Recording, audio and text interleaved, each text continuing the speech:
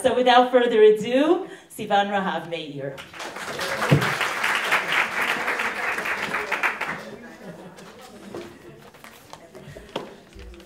Wow, thank you. Toda rabba, dear Adina, Rabbani Targin, other important women here. I'm sorry, I'm not supposed to be the first one. I'm leaving in a few minutes, but I didn't want to miss that opportunity to be here. First of all, the Lubavitcher Rebbe says today, Purim Katan, he says on real Purim we must focus and concentrate. We have so many other obligations, Kriyat Megillah, Mishloach Manot, Matanot LaEvyonim. Today, it's only happiness. Rak Simcha, the Lubavitcher Rebbe says. He said, Hayom hazeh efshar lehashki'a yoter basimcha. This day you can really invest, feel happiness because you're not busy with other mitzvot. So may we have a happy Purim Katan, and I think this is really a source of happiness. Toda rabba. Thank you for the privilege, for the zchut of being here. This is a real simcha, siyum hanach. I told Adina, Rebbetzin Dr. Shmidman, I said, I remember I texted you, I told you, you all became Israelis. You changed the date, and then you changed the place. You all became last-minute people. You all became Israelis. What happened? COVID changed the whole world. You all became...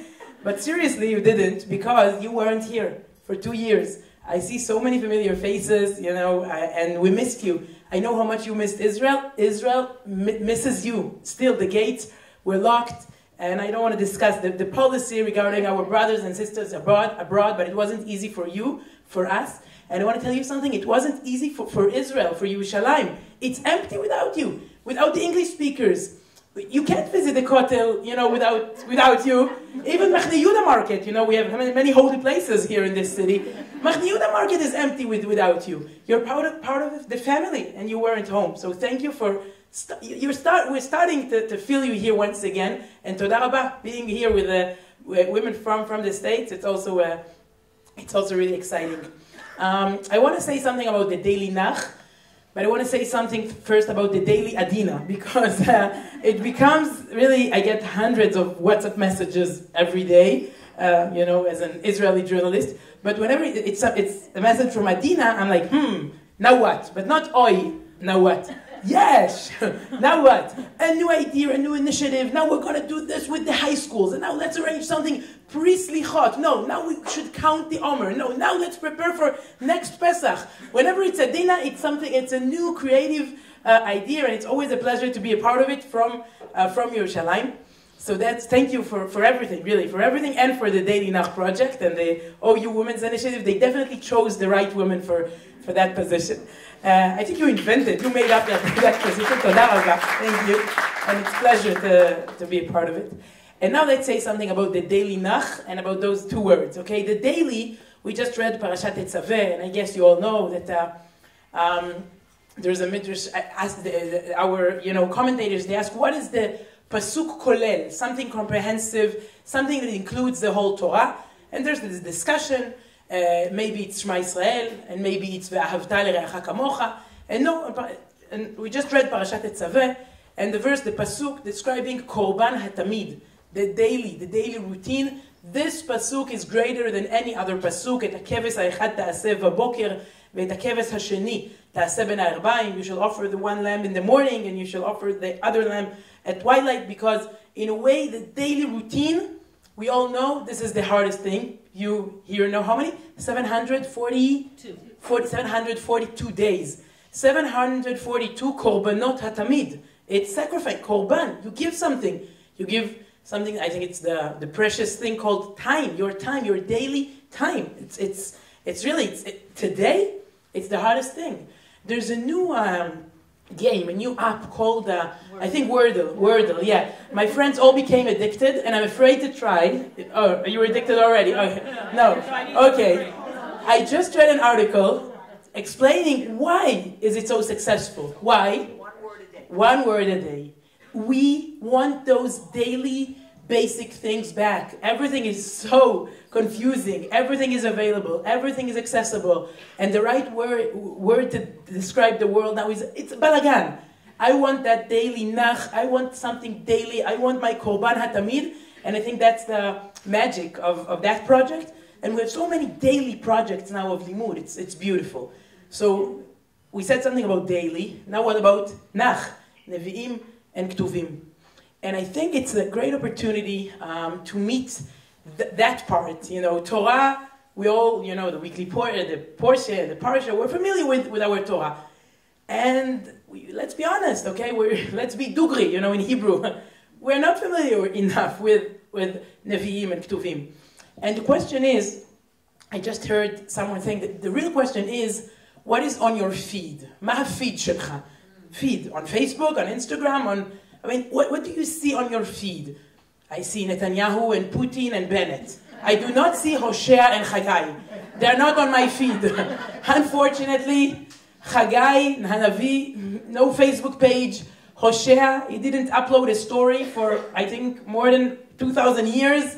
Okay, they're not there. And we are the people of the book in the Facebook area. Now, what area? Now, what are we about?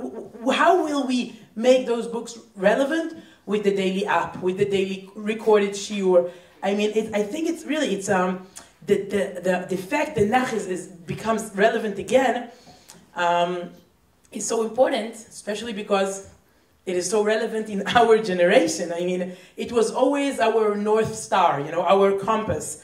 But I think in this generation, you know, Chazal, they say that not every prophecy was written. Only nevuah shenitzrecha ledorot.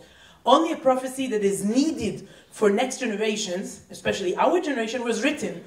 Irmiyahu, Yeshayahu, they were all here. They spoke here. They had thousands of conversations, okay? The small talk is not here. Maybe other prophecies were even said, I don't know. But only nevuah, something that is needed for us. So you do not just read, okay, whatever they experienced, whatever they said. Everything you read is holy and relevant and in a way urgent to our generation. Nevuah shenitzrecha ledorot.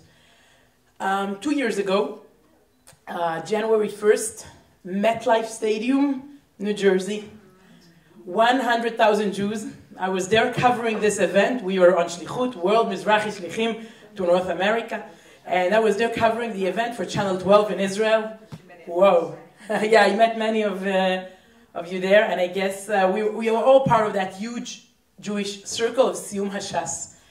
And who, you know, someone said it was the goodbye party of the Jewish world. Okay, 100,000 Jews together, dancing, celebrating, no masks, nothing. I mean, I remember everything. It was my boss here in Israel, the editor. He said, okay, I told him there's Siyum Hashas, it's really exciting. He said, why? Maybe like anti-Semitism, something is going to happen there? I said, no, it's not anti-Semitism. They will finish the whole Shas. Okay, stand there, say something about anti-Semitism, you know, how, how many, the guards, the police, okay. I was there, I described both things, I remember, but nobody even imagined, okay, it will not be allowed. I mean, who would? And I remember Rabbi Kamenetsky said there, once again, imagine all now when I think back, you just said BC, before COVID. It's like, it looks like a different generation, you know, it looks like something before everything happened.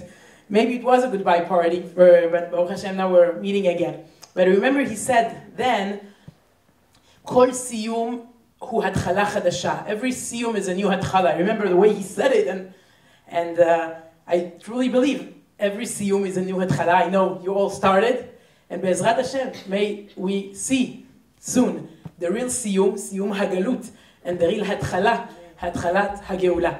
Thank you very much. Kol hakavod. Thank you.